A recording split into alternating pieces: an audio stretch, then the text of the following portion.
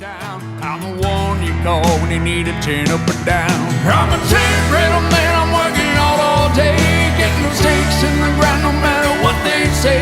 From sunrise to the night, I make sure everything's right. Yeah, I'm a tent rental man, I'm working all day. And we're back again with another episode of Under the Vinyl, a rental management media podcast. Kyle, how you doing, buddy? I am tired, if we're going to be honest, Nate. Are we feeling sober yet? I think I'm sobering up now, but it's been a long 4 days down in Greensboro at the Matcha Trade Show, but we survived. You don't look as perky or sound as perky. Are you feeling okay? Yeah, I can't wait to go to sleep, to be honest with you. I figured that. You're fresh off the plane too, right? Yeah, I landed at 1:30. I'm proud of you. It's Thanks for 3 being o'clock here. in the afternoon now. We're going to get this done for our viewers. I did a nice plug. I had to do a speech on stage last night, and I introduced myself as Kyle Richardson, the host of Under the Vinyl. So I love here's a that. nice plug in front of everyone. I love that. And if you want to also touch on a little bit of why you were up there and what was going on with Brian there. Well, see, it was just a ploy, Nate. You don't even know yet. He didn't actually get the award. Oh no. Yeah, it was a guise so that Michael Tannen didn't know he was actually getting the award. So him and Sue Werb got the Hall of Honor last night. That's so awesome. Me and Brian did some acting on stage. It was good. Good. Well, we'll have to jump into that later. We were able to pull on a good guest today. One of my buddies, good friend, who's in the industry, a little bit different part of the industry. He helps out with more on the side of getting us our equipment and things like that to make sure that we can succeed to get our structures built. And he is with United Rental. So without further, we'll go into it with Joe Baltz. Joe Baltz, how you doing, buddy? See y'all. I feel like starstruck right now. You look good.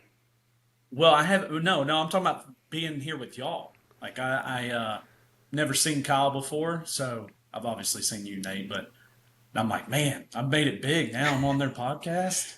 Joe is an avid listener, Kyle, in case you didn't know. Big time. He texts me all the time, and he'll throw me stuff out there and be like, this is weird, that's weird, or, oh, you're talking about this, or you're throwing me under the bus, or, so I figured it was finally time just to bring him on, and then he can feel what it's like to have to go through this process. That's awesome. Yeah. Well, we appreciate the listens. Oh yeah.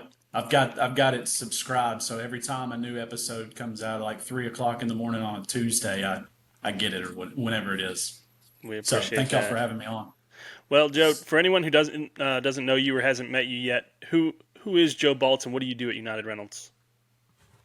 Well, so I've been with United for a little over 20 years, and I'm a strategic accounts manager. So I handle, some of our larger accounts in Middle and West Tennessee, and just take care of them wherever they go. And they're single point of contact. So if they're in California, I'm in California, even though I'm in Nashville. And so just like y'all, Nate, where I handle y'all's business across the country, wherever you go, I'm your guy. Single point of contact to make it easier to do business with United Rentals. At all hours of the day, too, right? Especially when you got 3 employees from the same company calling you. Yes, sir. Yeah. This episode of Under the Vinyl is brought to you by Anchor Industries, a 5th-generation, family-owned company making tents and clear span structures right here in the U.S. of A. Anchor isn't just about selling great products. They bring decades of experience and stand beside you as the business grows. With Anchor's craftsmanship and engineering, you'll have a peace of mind knowing your equipment is built to last season after season. And for the next generation of rental owners and installers, Anchor is more than just your supplier. They're a trusted partner helping guide you to the right products to help grow your business.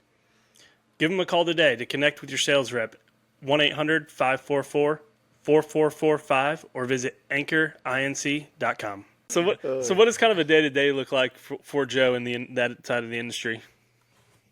So a lot of emails, a lot of texts, some phone calls. It seems like there's been a shift in the past couple of years where the phone calls have really died down. It used to be nothing but I think everybody has gotten to the point where they want everything in writing.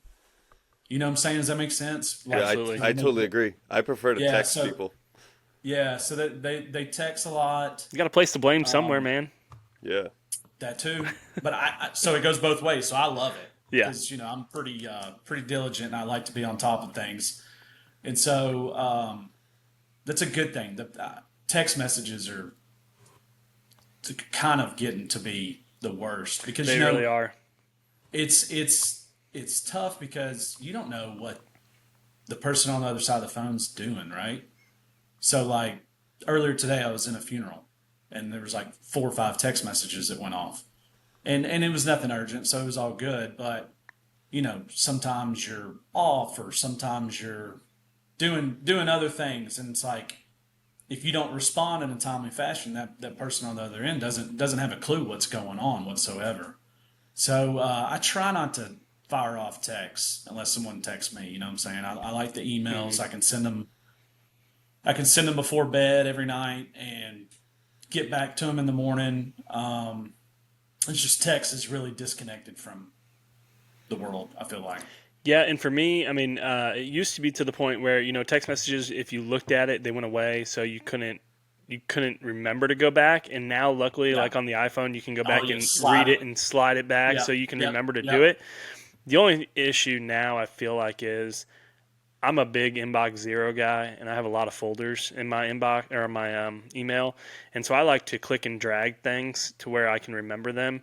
Where if somebody texts me, I feel like it gets so lost in the shuffle, and then I have to go back and type in keywords to remember, and then I'm searching text messages. I mean, people will text me all the time, and I'll employees and people, and I'll just say, "Hey, email me," Yeah. because Yeah. that's the I feel like I have to do it then, and with being an inbox zero person, it forces you to have to go in and nail that out or see it. So Nate, I'm with you. I'm inbox zero all the time, right? And I'm real big on flagging it. Hmm. And then if it's something super urgent, I even set a reminder to like tomorrow at 9:30 in the morning, go back to this and finish up with whatever it was, right? Because you got to stay organized. This business is so fast paced that it's like your head's spinning at all times. And that's one of the things someone asked me the other day, like, do you love your job? And I was like, man, I think I was like built for this. I know that's crazy, and like it takes a special, like y'all been doing it long enough. I mean, it takes a special person Hmm. to love this grind, and I get weird when my phone doesn't go off or my email doesn't go off in like an hour. I'm like, Don't know what to do with my hands. am I still employed? Am I still employed? Like, why is the phone not going crazy? So, but yeah, I'm inbox zero all the way. Got to be. So you say it takes a special person. So what got you in this seat at United? What made you want to be a So rental I guy? so I actually started at a very small rental and party place. I know we've talked about this, Nate, but Yep. it was a small place in my hometown, and I actually worked there in high school, and I actually was part of this program called Co-op, where you went to a couple classes in high school during the day, and then you left early from school and you went and worked, and that was your credit hours for school, That's the right? exact same thing I did. Yeah, That's so funny. I worked at this place. The owner was super, super big mentor of mine. We still keep in touch.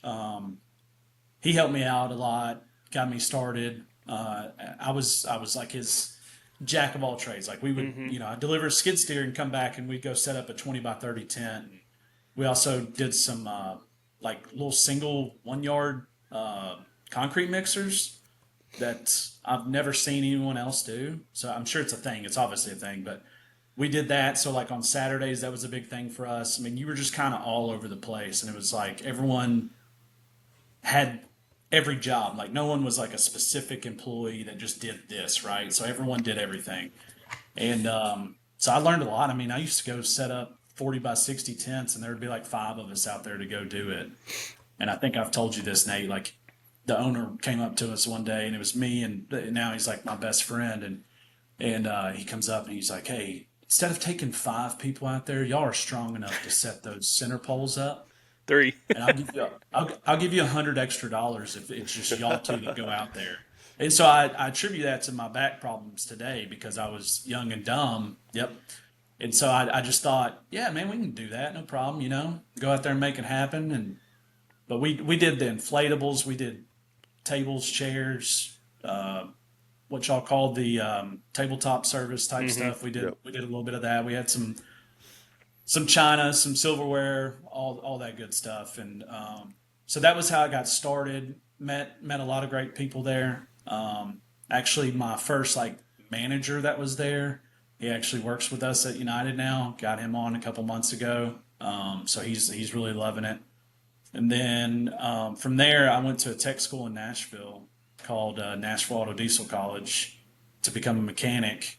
And then a company called RSC hired me straight out of there. So I worked at RSC, which is now United Rentals. They bought us out in 2012, I think it was. So I was a mechanic for just a couple months, and we kept going through inside salespeople left and right. And every time we'd get one, they would go, hey, go out back with Joe, learn how to drive a skid steer, learn how to use a Mini X, learn the bucket sizes and stuff. And I just kept showing these people, Mm-hmm.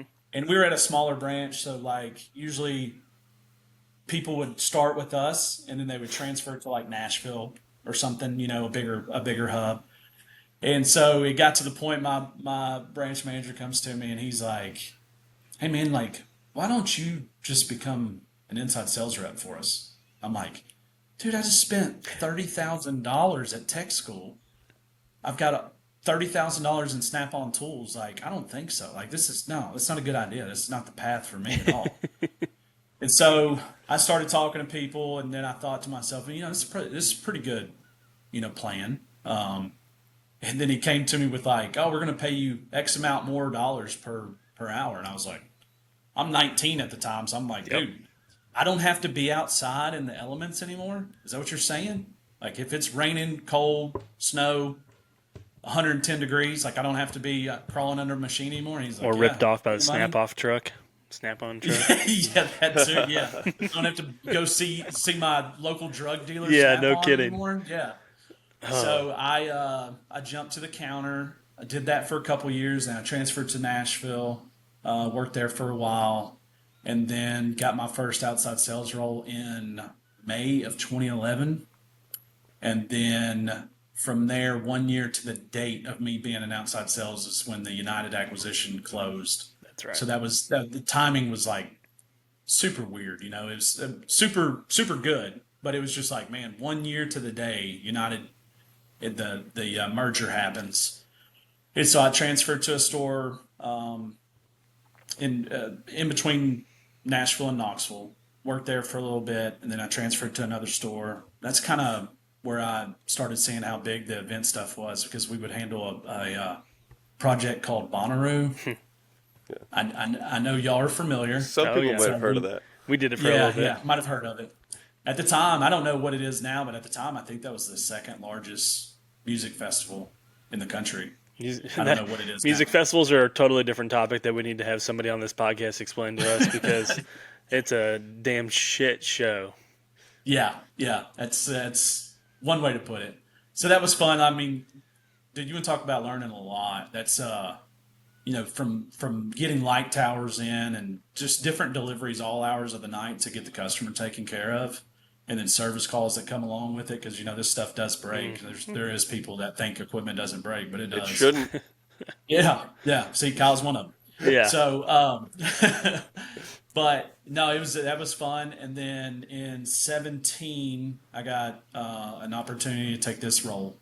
So I moved into the strategic accounts manager role and did that up until February of 2020, and decided that I needed to check the box and manage some people, and which we didn't know February of 2020 what was coming. Yep. But I opened a brand new store for us, and it was actually a Blue Line rental location that we kind of shut down for a couple months, and then we knew we needed the growth space, so we were like, let's open that back up. So here I am, and then 30 days later, the world's ending, right? Yeah. So it was a fun time to go in a branch management role, and so I did that for just a couple months, from February to July, and then in July they were like, "Hey, we're gonna like make you a metro," and they joined another store with my store. So I was over two stores, had 25, 26 employees, and quite a bit of fleet. And I did that until we had actually had a friend of mine pass away that was on my team in this on the SAM team, the strategic account manager team, and they came to me and said, "Hey, would you like to get back?" And the dude, the timing was just Perfect. perfect because I was having my third child. That was a surprise, a blessed surprise, but a surprise. Um, so it was just timing was perfect on it. So I came back into this role like 22, March of 22. So I've been back in it for a couple of years now, and I got some of my old customers back, and I got some new ones. So it's a great company to work for, a great job. Um, there's a lot of noise that doesn't happen, because I have like professional clients now. Hmm. So you're not ever like doing all the, Home like when you DIY used to. stuff and Yeah, yeah, man, you're not messing with that. But like when there's issues with these big accounts, somebody's gonna let you they're know. big. Yeah. They're big issues. Like Yeah. there's nothing small, right? Someone rolled over a forklift that's $130,000 forklift type stuff. That's the big issues now. Yeah. But it's a great company, and Nate knows this, but I've been lucky enough and blessed enough to work with some of my best friends here, and a lot of them still work here to this day. Nate deals with one of them frequently, Yeah. so there's a lot of my childhood friends that work here still. So it's been great to my family and to my friends' family too. As a customer, what's the best benefit of having a strategic account manager over your account versus just calling your local branch or just going online and ordering the Hmm. equipment? Well, the scary part of it is we're a big company, Yep. right? So we've got all these different divisions. We got Fluid Solutions, Power, Trench, ROS, which is Reliable On-Site Services, which is our restroom and fencing. We've got a matting division now. We're the largest matting provider in the country. So we've got tools. We've got all this stuff, right? So the thought process is we went to a bunch of our customers, our larger customers, and said, how can we make it easier to do business with United Rentals? Like what's the easy button for y'all? And one of the things that came back is like, man, when I'm looking for a store in Nashville because I need a forklift or I need a generator, I've called four and I'm not getting the right one, right? Yeah. So we try to hit that easy button for our customers to they can come to me, and either I do know what you need and I just handle it, or I get the local expert on the power side, and then they jump in and handle it. So that's what the single point of contact is, just to make everyone's life easier. So you were young when this whole acquisition and merger came about. You right? You were still 20 years old, 21? Now, when the acquisition, I was like 26 or Okay, something. 26. So Math is hard. yeah, Yeah, tell me about it. I do it every day and I still don't know how. yeah. So 26 years old, you love United now. We know that. But what was that feeling like going from this mom and pop shop and this smaller company, and you were doing rentals, to now, hey, now I'm going to the big corporate guy at the age of 26, and do I want to go this way? Do I need to start something new? Am I safe? How did that feeling feel? And I'm asking that because I think, Kyle, and we talk about it all the time, there's a lot of this happening right now. Currently, it's Yep. making its way. The shift has came back again, and I mean, you know it too, Joe. But Yeah. just how did that feel for you, and what made you feel like you were still going to be in a good spot? Well, so it was scary because at the time my wife was on in the hospital on bed rest with our first child. Okay, so you want to talk? That's where all this beautiful gray came from. At least you 'Cause got she here. she spent yeah, no doubt. So she spent 6 weeks in bed rest at the hospital, right? During this whole transition, it was really high stressful times. But United's like professional. Like the company's made up of over 250 acquisitions. They know what they're doing, right? And so I remember what that felt like. So every time we do one, I'm all the time talking to the new employees that we're gathering, and I'm all the time telling them like, "Hey, man, don't jump ship. Everything's fine.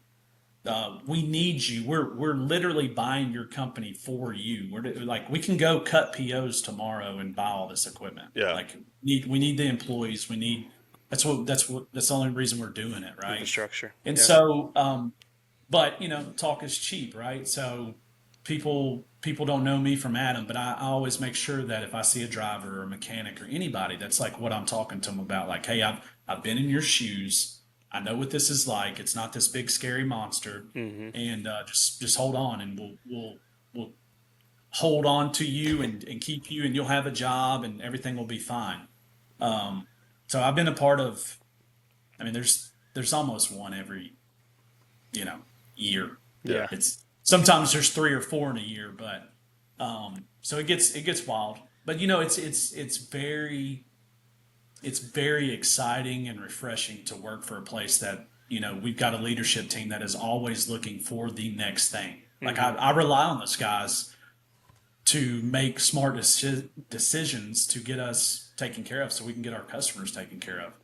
So it's very cool. Even as stressful as it can be, it's very awesome to be part of something like that. I totally forgot that you used to put up tents, so now I know who to call if I need an extra guy when somebody calls out on the weekend. Oh man, Sounds like he's got the perfect back for it, too. Yep, you and me both. That's why I was in PT the other day. So, in your experience, Joe, what do you think kind of separates, United's the construction industrial side versus like the tent and event space, which is what we're doing? Yeah. I mean, now that you've been in it, what separates all that? Well, really nothing. I don't think we try to separate it, right? Like we don't want you to feel some kind of way when you're renting something. We want to be able to provide for every single customer. So we don't like, I don't know how to work. I guess segregate what y'all do versus what some pipe fitter does in a factory, right? Like they need reach forklifts, they need scissor lifts, boom lifts, whatever. And so we don't really, or at least I don't look at it that way. You need a reach forklift, you need a 10K, you need to set up that structure and those arches, Yep. like that's same customer. The biggest thing with me that sometimes I'm envious of equipment rental companies. Kyle is a Like- big equipment geek, in case you didn't know. I am, yeah. But like, Oh, are you? your Oh. deadlines are not deadlines in your world. Like, you're like, oh, I just got to drop the forklift off. It'll get there when it gets there. Like, oh, that's so. Oh, Nate's staring a hole in me right now. Yeah. 'Cause that's not. We have deadlines. Trust me, we have deadlines. Yeah, So- but I feel like equipment. This is not a United. I'm not attacking any company, but it seems like we could tell you to deliver it by 10 a.m. And 90% of the time you will, but 10% of the time you're like, oh, it didn't happen. I'm like, what's the big deal, Yeah. Kyle? Yeah. It depends if it's the day of, though. That's the thing. Like and I'll back Joe on this one because he's bailed us out of a lot of shit this past couple weeks. We're almost to the end, by the way. So I would say that yes, I agree with that, Kyle. But also, with the way that we've been doing it with Joe, is we get the stuff delivered on a Friday, like a Friday evening or a Friday afternoon for a Sunday or Monday setup. So the equipment's usually on site ahead of time. So he doesn't necessarily have to hit those deadlines. Now it could hit to where, like this week, I'm on my way home at 6:30 at night, and I need another 10K after I've already got one on site, and I have to call Joe and say, "Hey Joe, I need a 10K. When do you need it? I need it by like 7:30, 8 o'clock tomorrow." And so in our world, that's acceptable, and the customer expects it there at 8 o'clock, and we'll get it done because we have it in house and we have multiple different parts and pieces to make up that tent. Where I feel like in Joe step in, but I feel like in Joe's world over here, he's saying, well, I've got 5 10Ks, and that's all I got. And they're all out on rental right now, and one's coming in, and it'll come in tomorrow, but I can't promise you that it'll be here at this time. And But the we'll get it trucks to are you loaded. sometime by 1 o'clock, 2 o'clock. Yeah. And by the way, I got to find a semi-driver to haul that damn thing. Yep. Yeah. I mean, there's some like we're really big, right? We've got a lot of trucks, especially in Nashville and Middle Tennessee, so we can make a lot of things happen. Um, and the crazy thing about us is we have so much. Like he's just said 5, 10 Ks, which Yeah. that's I know he was just using Chattanooga math, but we've got a lot, right? So like if they came off like every second, we've got stuff coming off rent. So just like when that happened the other day, Nate, I mean, from that 6:30 at night phone call to the next morning, we had some come off rent, check it out, get a unit out there and get them taken care of. And So he had it's it there before noon, so I will did give him we? his. I'll give him his flowers. Yeah. Well, they told me noon, so I told you 1 because No, I know. that's the only I know thing I how- lie about, Kyle. I know was how gonna rental tell you- math I was works. gonna tell you- yeah, I always under promise and over deliver is It's the way to do it. Don't lie to me. I like Mhm. it. Yeah. Yeah, and I never tell you what you want to hear. Nate can tell you that. Like I'm straight up the whole time. Which I'd rather So I was that gonna happen. talk. I'd rather that What's that? happen than the alternative. But I mean, there's been some times Yeah. where Joe and I are good friends, but I've had some very heated conversations with Joe, and Joe Yep. is always calm, cool, and collected. Nate's up here at a level 20. Joe's down here at a -1. But Well, we're kind of the same personality, Kyle. So like I always know like when he's high, I got to be Yeah. even kill, and then when I'm high, he's usually even kill. So we we make it we happen. mesh really well. We do. And so with that, in the partnerships, what kind of separates a strong vendor partnership from a week one partnership? And how do you decipher those, or do you? Yeah, so most of my accounts, I feel like I have a strong relationship with. Right there's a couple one-offs because I have less than 30 accounts. There's a couple one-offs that I'm always chasing their business, right? But I have a couple that are completely loyal to us and or to me because it is relationship based. Like y'all know that. Like Kyle, you're never the cheapest when you're doing whatever festival, right? But Nope. they know that they can count on Kyle and that he's going to get out there and get the job done. And so I take this job very seriously because I know that when Nate calls me and he needs something, whether it be a push around lift that's super cheap or a 10K, like I know that he needs it so he can get his product delivered to his customer so they can get paid and they can go home safe and get a paycheck. That's all this is. Mm-hmm. It's just a service. And I was telling someone this the other day, like there's only a couple things that United Rentals like has a patent on or that we own, right? Like everything else, like our direct competitors have, right? Yeah. If it's a JCB forklift, a Genie boom lift, a JLG 10K, whatever it is, right? So like you've got to be very detail oriented and you got to communicate well. That's everything to this whole business.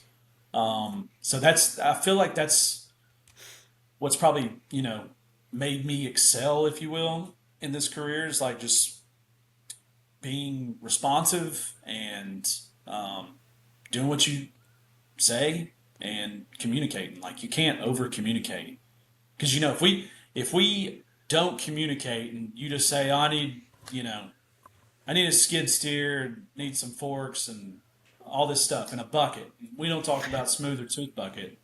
I mean that delays your whole job because I brought you a smooth and you need a tooth. Yep. And so and like I said, we don't have a product that sets us aside from anybody else. Yeah. So it's like service communication. So what do you think one of the misconceptions people have about the equipment rental companies in general? And some of the younger people that are coming into the industry, they get out of college and they want this sexy marketing title. Mm-hmm. Well, in all reality, like our sales representatives, that's what you are. You are marketing, right? Like we just don't call you a marketing representative. You're an outside sales rep or whatever level of sales you're in, right? So I think I still think there's like this stigma, like it's just a dirty industry, and like no one's hopping out with a 4-year degree going, you know what? I'm gonna go rent construction equipment. Like that's not on anyone's top of their list, just like it's not setting up tents. Trades. Like no one's like, man, I want to go do that. But man, this is such a good industry. Um, I've met some of the best people you'll ever meet in your life in this industry. I've got so many customers that are like friends that know my kids' names and stuff like that. It's just it's really cool. So I think the misconception is just like this is not a Sexy. sexy. Yeah, Yeah. it's not hip, at all. But the good thing is, companies are starting to adapt to their marketing, even their swag, things like that, to make it Yeah. look a little bit better and more Yeah. appealing. And I feel like that's the way. That's the way you got to kind of roll with this younger generation, is to kind of show them the trades are making a comeback, and these it's not even like your industry. I wouldn't consider a United Rentals like a trade. I would consider it more of just like our industry is a blue collar job, people think. Yeah. But there's a way to get out of the blue collar part of it. Like even if you started working in the yard and making your way up to a salesperson and even higher than that, it's no different than what we're trying to show now with our side of the industry, and raise people up through these classes and different tending styles and things like that to show them that there is capability of moving forward and making this a career. And I think that showing people that it's a career is the toughest thing right now. But I think we're making that change to get in front of it a little bit. Yeah, and I mean our CEO started at the branch level. That's awesome. So like the sky's the limit, you know what I'm saying? And we're a Fortune whatever. I think it's like 200 company now. And so when you hear stories like that, you're like, okay, this isn't some guy that graduated from Harvard and got his degree and now he's the CEO of this construction firm that is in the industry at least.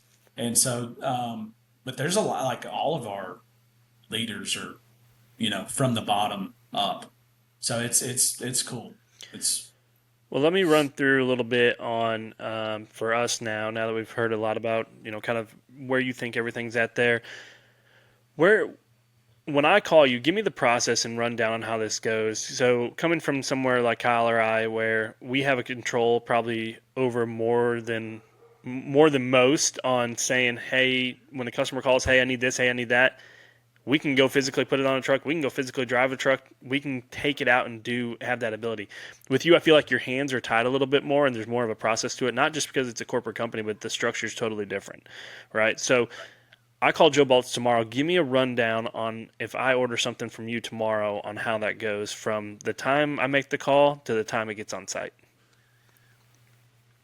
So that's the interesting part, right? So you call me, send me an email, text, smoke signal, whatever, to give me the information. And then I take it to the local branch, the local team. We look at availability, when we can do it, and then that's basically we put a bow around it, and I come back to you and say, hey, we can have it out at 9:00 in the morning, right? But in that process, every single time there's like a group of people that are involved, right? It's not just like I'm loading the truck, I'm checking the piece of equipment out and all that good stuff. We've got a lot of employees and a lot of moving pieces. So it's as simple as that, really. So Yeah. but if you put the order in the system, does that go to somebody? Does that go to a specific branch? Do you have to call the branch? Do you have an assistant that helps you put that stuff in? Does that person call the branch? Yeah, I do. I do have an assistant. Okay, so I wouldn't work here if she did. all right, give her a shout out. Go ahead. Yeah, Ashley saves me all day, every day. You've dealt with her directly. She's wonderful. Yeah, sometimes a lot of people aren't blessed enough to get to meet her because she's kind of behind the scenes. But I mean, I have probably just about all my customers, when they shoot me an email, she's always copied. That way, if I'm doing a lunch with a customer, or I'm at a golf event, or doing whatever, or I'm on a podcast with two celebrities like today, then she handles the business behind the scenes.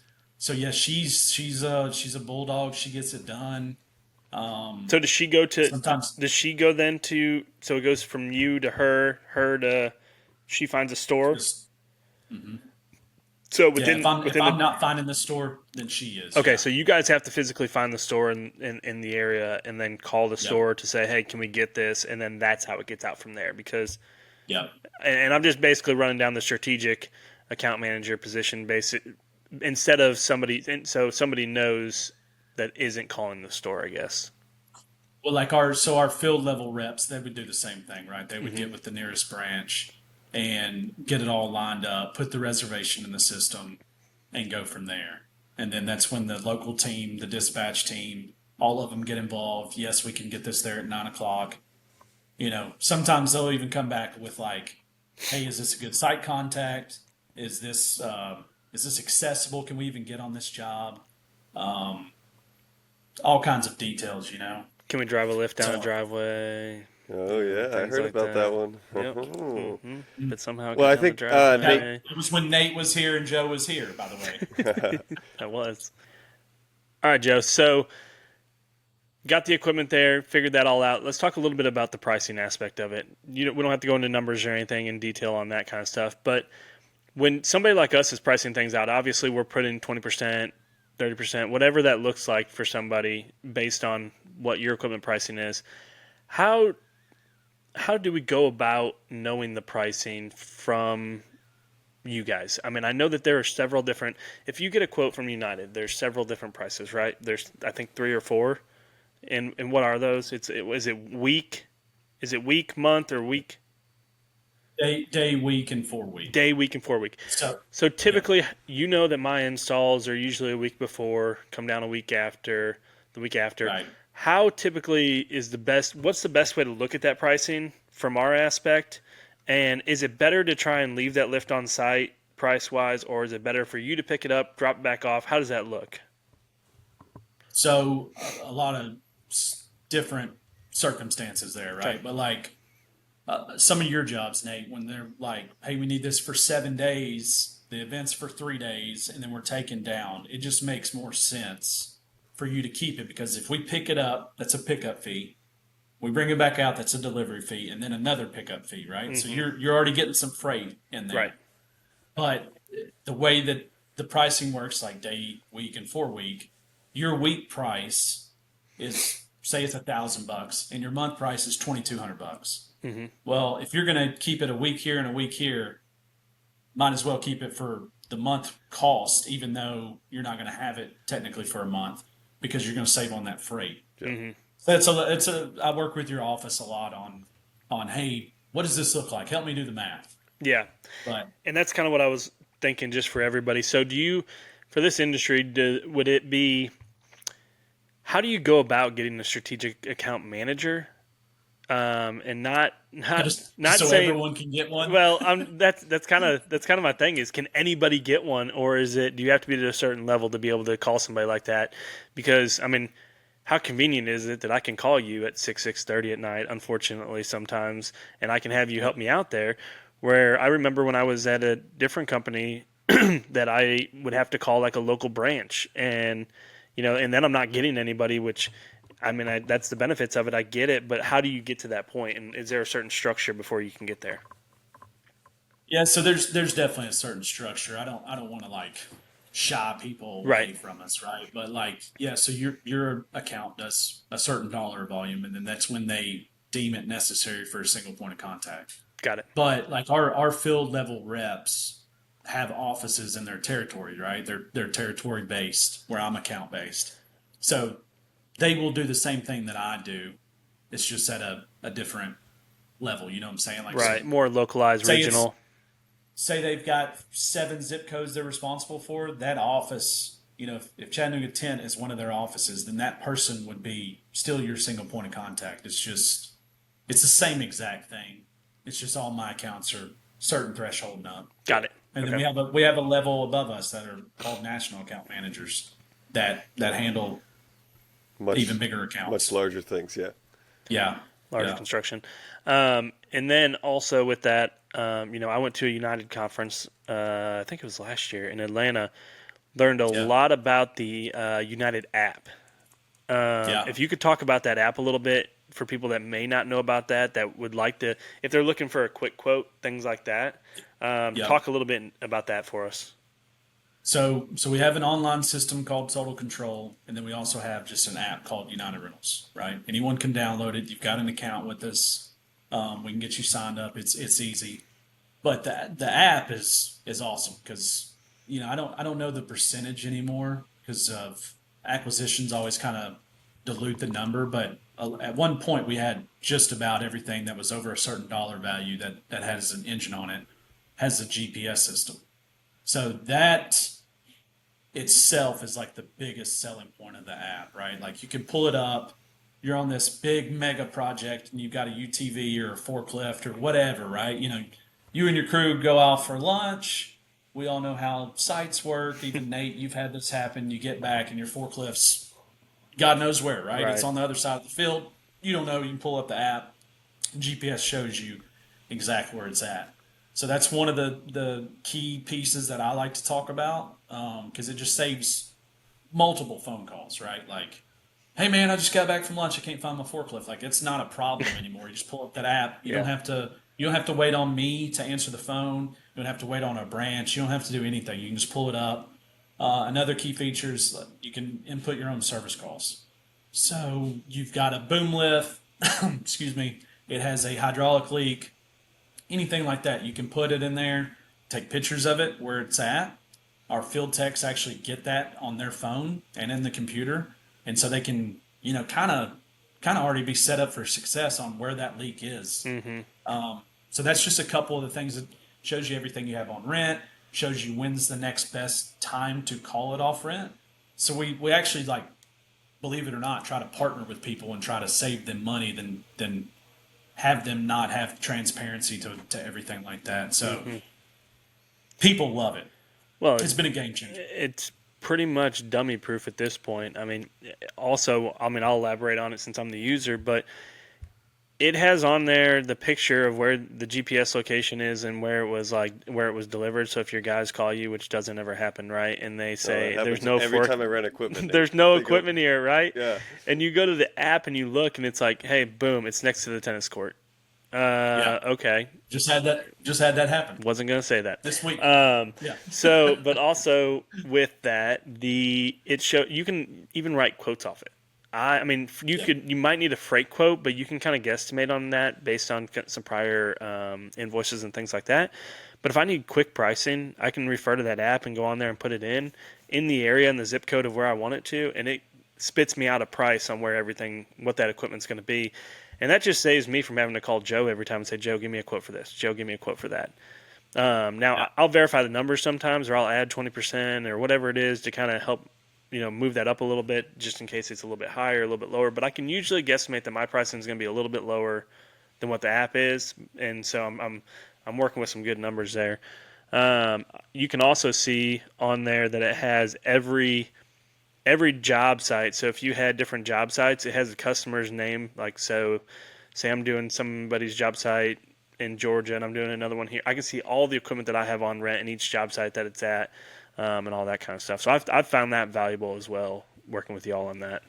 You can filter it out, and especially native, it's something that you don't, it's not one of your projects. You Right. can filter it to where it's yours. Yep. And see every single piece you have. So it's been a game changer. I will say when it first all started happening, and they really made the big push on like get this to your customers, as a longtime salesperson, right? Like, one of the things that goes through your head is like, dude, I'm going to work myself out of a job, I was just thinking the same thing, Joe. right? Like, these people don't need me anymore because they're going to use this app. Yeah.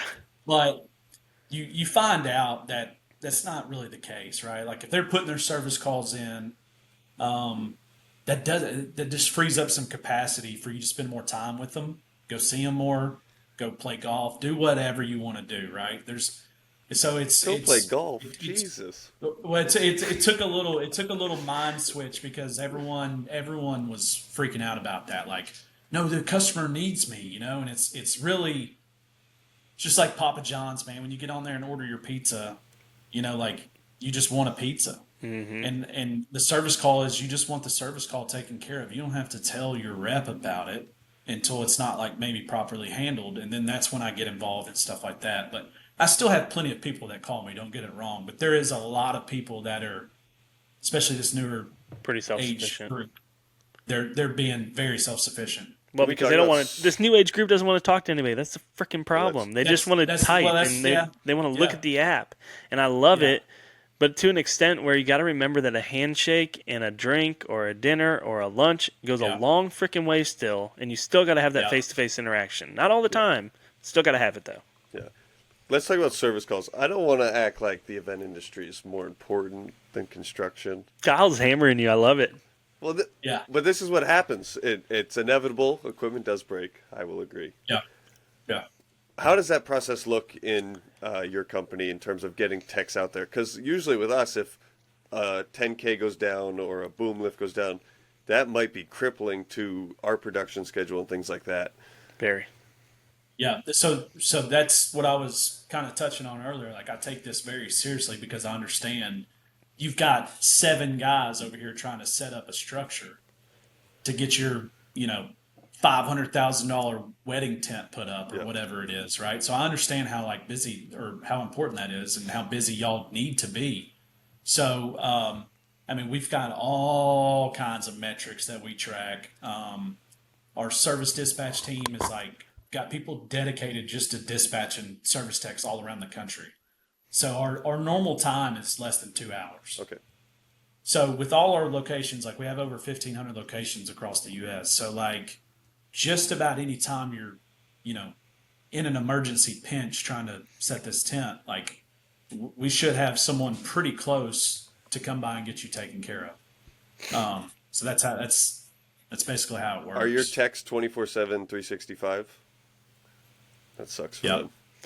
Yeah. So what a lot of markets will do is like either a 1 week or 2 week rotation. And those guys get compensated. United doesn't There's work an weekends, but the mechanics do. Who doesn't? United I doesn't don't- work weekends, but the mechanics do. Oh yeah. So and Nate's being some kind of way right now, but we make some deliveries on the weekends. They call outside haulers to help out Yeah, and facilitate that. Yep. It's just like when y'all use a crew, a hired hired gun crew. crew Yep. to set up them. Yep. Exactly. That's what we do. So we can still make stuff happen on the weekends. We do it all the time. After hours. I Before had one hours. last Friday. That was before hours. Yeah. So I had one last week that was 5:30 on Halloween. Hey, can I get a boom lift tonight? I'm like, dude.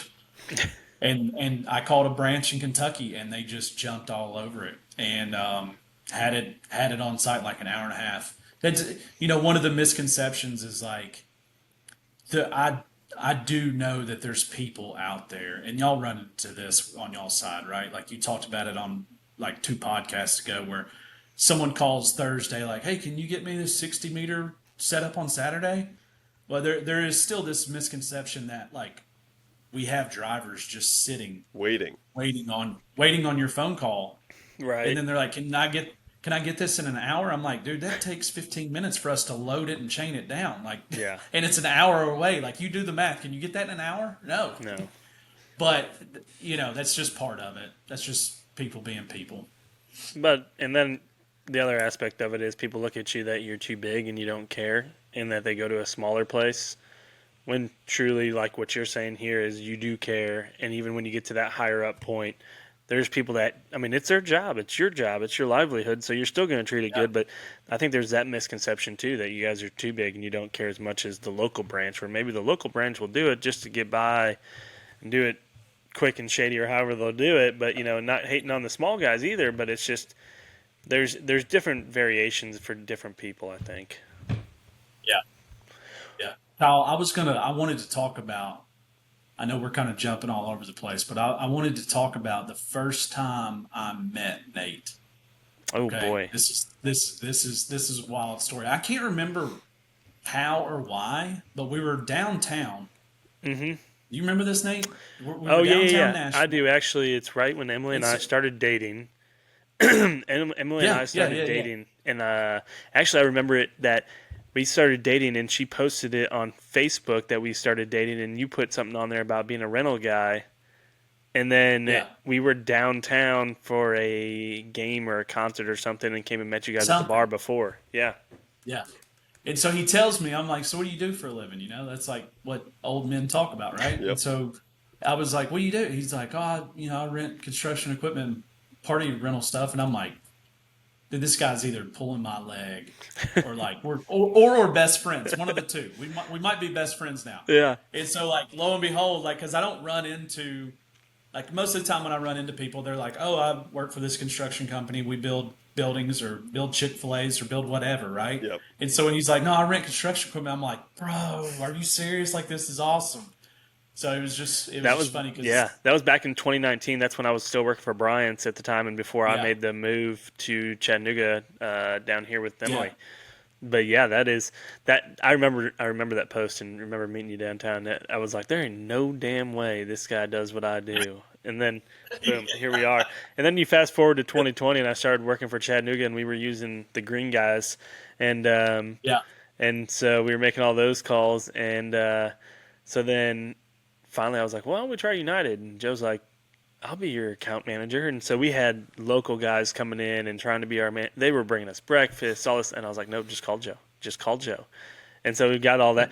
And it's also funny how all the people, once they find out that you're loyal to a brand, a color, whether you're yeah, Sunbelt, United, whoever it is, it's funny how those people start to come out of the woodwork and immediately start hammering you for all these things. Because I never saw my United local rep ever or my Sunbelt one. And then all of a sudden I started using United and it was like full on. And then all of them came yeah, in hot. It was yeah. wild.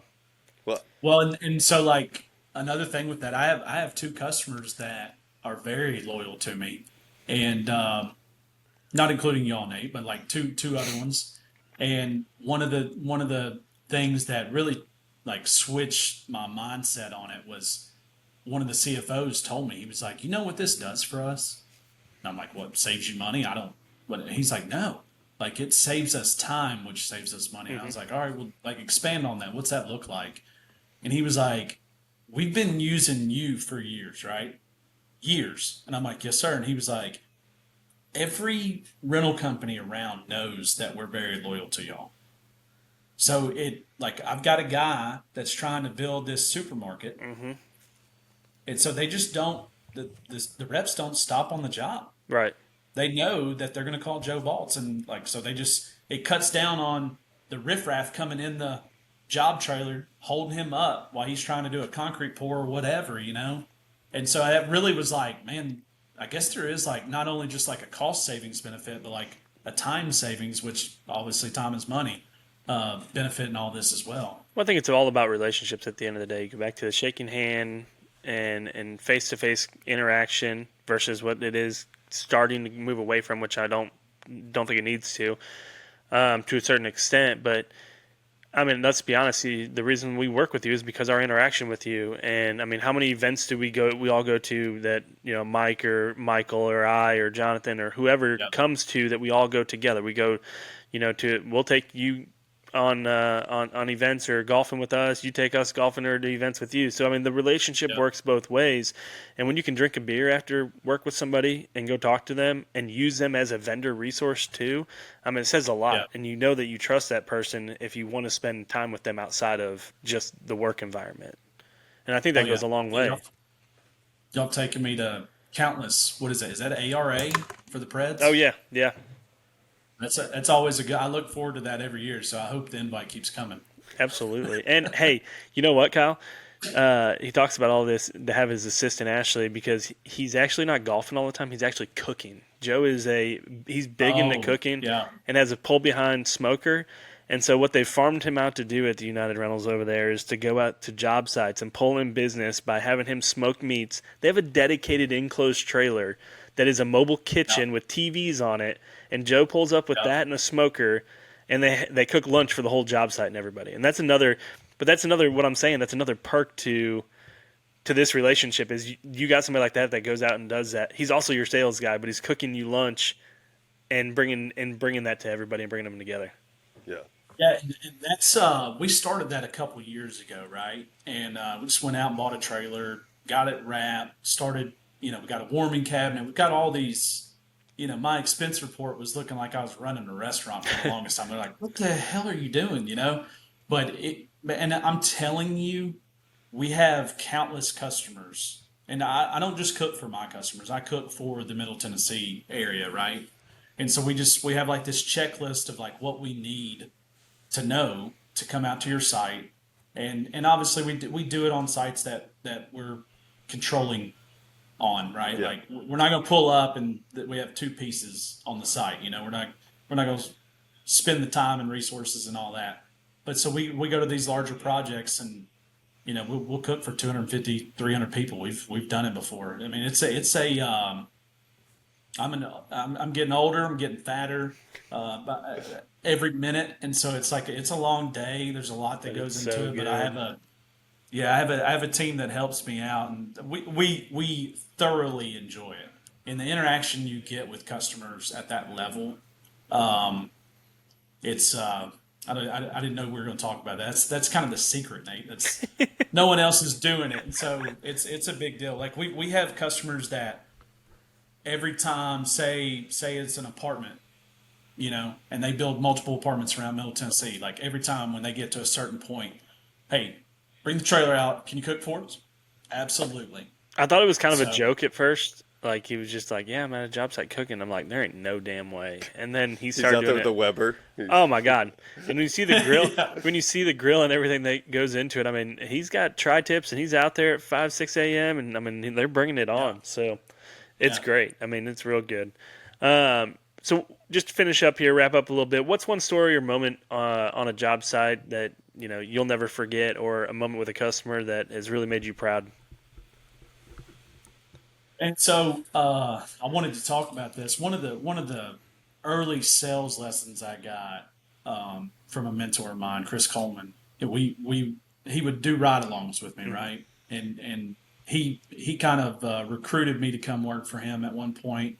And he's in the truck one day, and he's like, "Hey, like, let's go to that job right there." And I'm like, "Man, we don't have anything over there." And he was like, "No, dude, you have zero to lose at this point, right? There's nothing on that job site from us. You have everything to win. So like, let's go in that job site, talk to them, and win their business. Like, if they're not going to rent from you, they're crazy." And so that's like, I tell some of the newer reps and stuff like that, like, have some confidence. Don't be cocky or arrogant, but like, have some confidence and know you have nothing to lose and everything to gain Absolutely. from trying to build a relationship with this person in this job trailer. Man, I mean, we have some crazy wins with y'all, Nate. Like getting your customers and getting you taken care of. This job has provided a lot of very cool like events, places, backstage access to stuff that normal people don't get to see day in and day out. That's kind of the fun part. Like, we've been to concerts together, Nate, that you've set up, and Yeah. that we delivered equipment for you to set up. And I mentioned Bonnaroo earlier. Like the downside was you worked 120 hours every week to get it ready, but then when it happened, like, you're on site and you're going to go see Chris Stapleton and all these folks, and it's open really cool doors and experiences And that over the years. that story you just told Joe about you have nothing to lose, that translates to our industry as well. Big time. Yeah. Some customers are just lazy and don't want to switch because they don't have someone's card in front of them, or they don't want to That's what take they the know. time to do the research, and they're used to working with me, used to working with Nate. Not saying anyone should come steal our customers, but you have You to can try. cold call and reach out. And that's the only way, or show up at their office and just say, "Hey, I know you do a large event every year. Would you at least let me take a look at it? Maybe I can offer something better than what you're currently using." Yeah, I actually had just about every week something kind of slaps me in the face, and I had one this week happen, kind of a one-off. But I have construction companies as well in my book of business, right? And I have two that do the same thing, and they build apartments. And this one was using us for a solution, And this other one, I've been taking care of them longer, known them for years. I've been on their company private jet. They've taken me events, and I've never thought to say anything to them, right? Well, it just so happened that I took one of their superintendents to lunch this week, and I was asking him how the job's progressing, and he's telling me, and it's so I was like, man, I'm about to really be vulnerable here, but I have a solution for that. We've only built 30 apartment complexes with you across the country. I've never thought to say this to y'all. And so now they've got 2 different projects in Middle Tennessee that they're about to use our solution on to get taken care of. That I was just like, "Oh, I probably could have told y'all that about 5 years ago." And so now they're not upset with me by no means, but they're like, dude, that's great because we use you for everything. Now you can help us. We're 60 days behind on this project, which, it doesn't matter what my solution costs if you're 60 days behind, right? When you're talking about a $45 million apartment complex, the cost doesn't really even matter at that point. Nope. So then that was one that just happened this week that was really eye-opening. Like, don't take for granted like what and definitely don't take for granted what the customer knows, what we can provide for them. Because there's all kinds of stuff that we can do to excel someone's project along. This matting stuff is crazy as well. Yeah. Like that could be a whole nother podcast. Yeah. Oh yeah, that's turning job sites around quick. Yeah. Well, Kyle, you want to hit Joe with our last question here? So Joe, we can talk rental in general. What's a big piece of advice you'd give to someone new to the industry? So one of the things is like, I've already talked about it, but it's always doing what you say, like, and over communicate. Even like I over communicate with my customers and my internal customers, right? The people at United Rentals.